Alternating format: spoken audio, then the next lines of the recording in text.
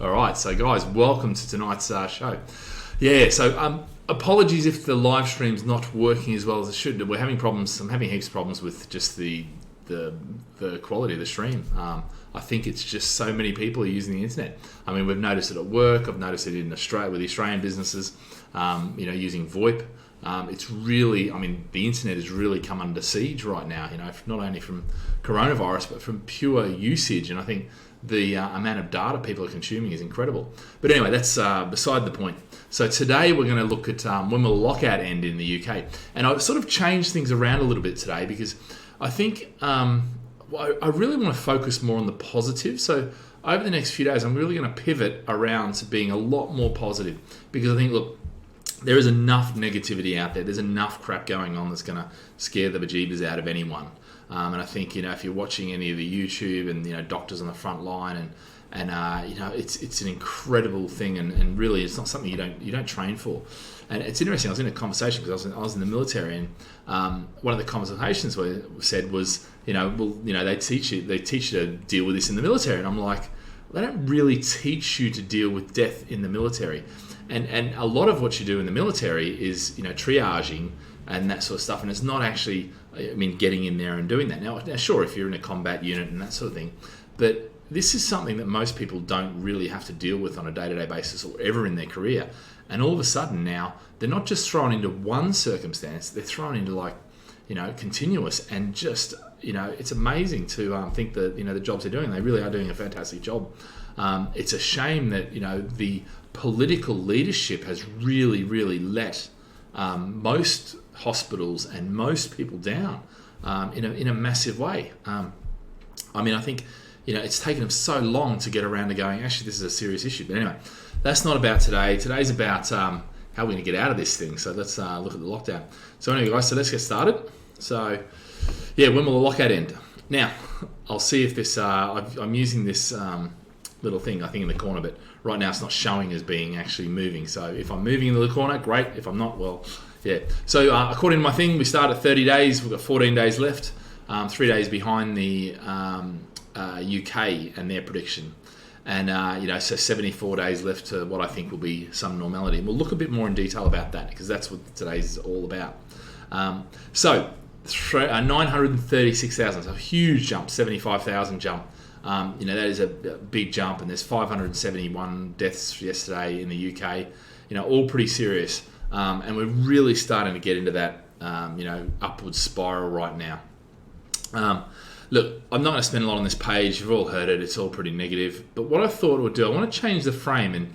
And what I mean by that is, if you think back yesterday and previously, I've talked about the cases, hospital admissions, and the deaths, and they being the three things.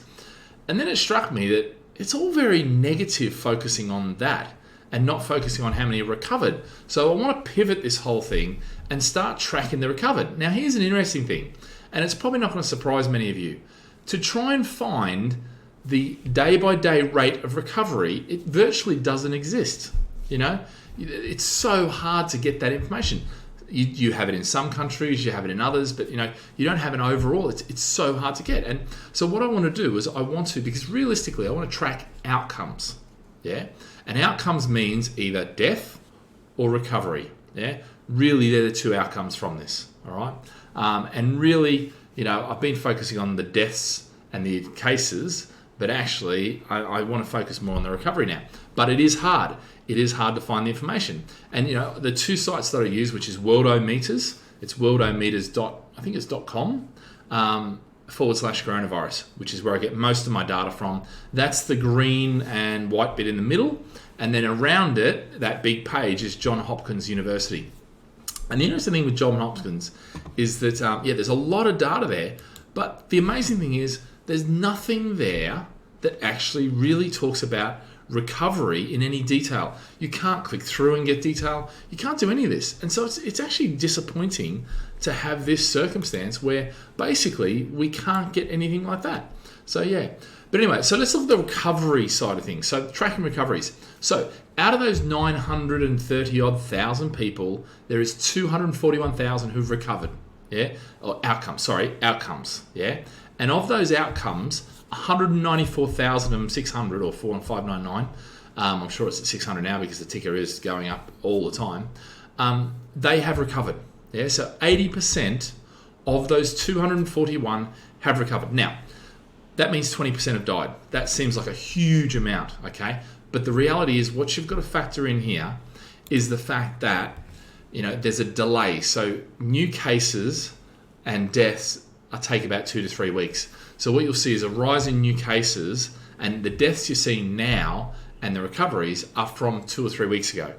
So if you think about how it's really rocketed up now in the last sort of 2 or 3 weeks, we're going to see those deaths and recoveries rocketing up.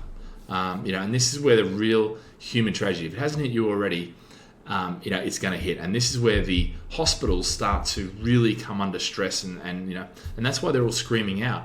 And I think now finally politicians have started to realize. Trump, I still think he lives in a fantasy land, but anyway, they seem to be doing stuff. Getting the proper testing. I won't get into it, but yeah, basically, so the recoveries, 200,000, almost 200,000 of those 240,000 have recovered, 80%. So we'll track that. It is likely to go down once we end, because what will happen is we'll have the cases slow down, the hospital admissions slow down, the deaths slow down, and the recoveries then will come in at the end. So right at the end, this is going to stay 80% or thereabouts. It might go higher, might go less, and 20% deaths. But then at the end, after the deaths stop and the recoveries take over, we should see that come down to where it ends up being, they're saying 1.4 to 3%, something like that. And I think it could have been a lot better if we had to flatten the curve better, and a lot of politicians have got a lot to answer for with regards to that.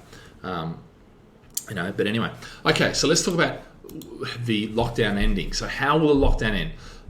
Realistically, how the lockdown will end is you'll have the new cases dropping, you'll have the hospital admissions dropping, you'll have the deaths dropping, and then I think what they'll do is gradually ease over the next 2 to 3 months and reapply where they need to, if there's clusters or anything like that. Now, the interesting thing here with this is I think what you've got to look at is that gradual 2 to 3 months. That might mean that, okay, now you can go back to work, but you're on half time. In other words, half the go. So there's still some social distancing. We still don't want it to get out. We don't want a second wave, because that's the fear. If we go into a second wave, that could be devastating for the economy. So the idea is now, that we reapply slowly over the next 2 to 3 months. And you look at most of those measures around the world, effectively what they've been doing is they've been saying, they're for 3 months, at least 3 months. And that's because they want to ease off and hopefully not have to reapply and hopefully not have a second wave. We really want to avoid that, because that could be devastating for the economy, and that will pull all bets off. Okay. Now, interesting, China has a traffic light system, a QR code, red, green, orange, or yellow.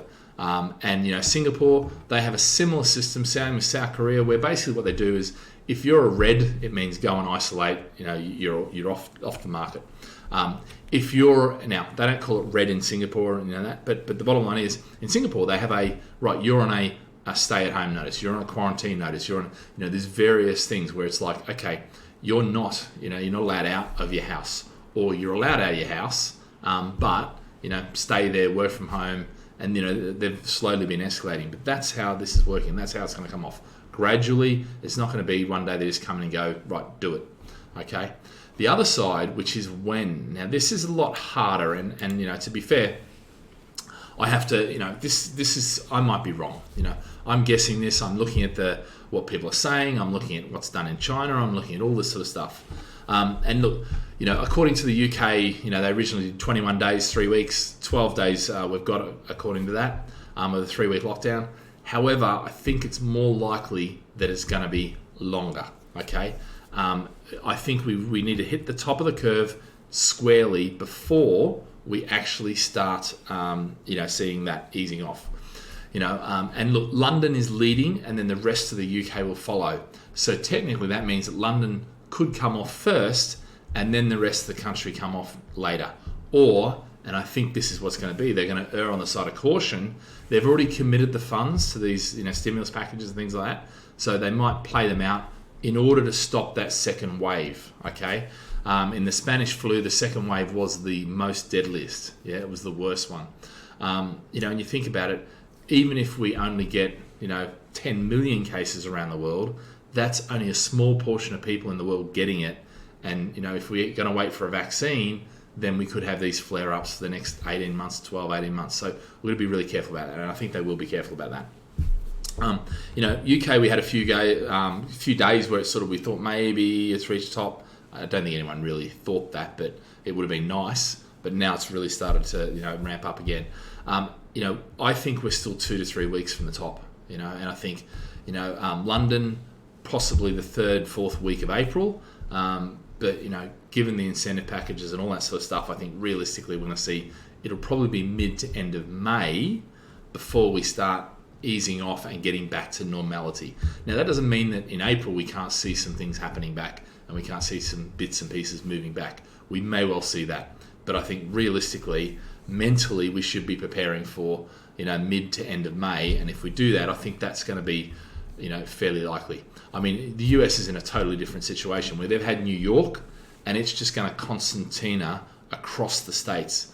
So they're in some serious hurt, and by Easter they're not going to have done that by Easter. I think finally Trump has realised the gravity of his stupendous, just stupidly, I can't even say it, decisions. But anyway, that's Trump. Yeah. So anyway, guys, that sort of gives you about when I think lockdown will be. I think we're going to be in there for a while. So look after your mental health, and if you're not sure of what to do there, then check my video out. If you go to gladfish.com/COVID-19, you'll see there's about 20 or 30 videos there that are targeted to mortgages or landlords, investors, tenants, coronavirus bits. All my videos that I've been doing are actually put up there, which gives you a really good grounding in what's going on and what's likely to go on. And hopefully that's gets you some clarity, gets some certainty, and but guys, look after your mental health, stay safe, stay healthy, and of course stay at home, and we'll speak real soon. And remember to subscribe and comment, and I'm happy to record videos or give my answers, give my opinion, whatever's required. All right, guys, have a great day. See you later. Bye.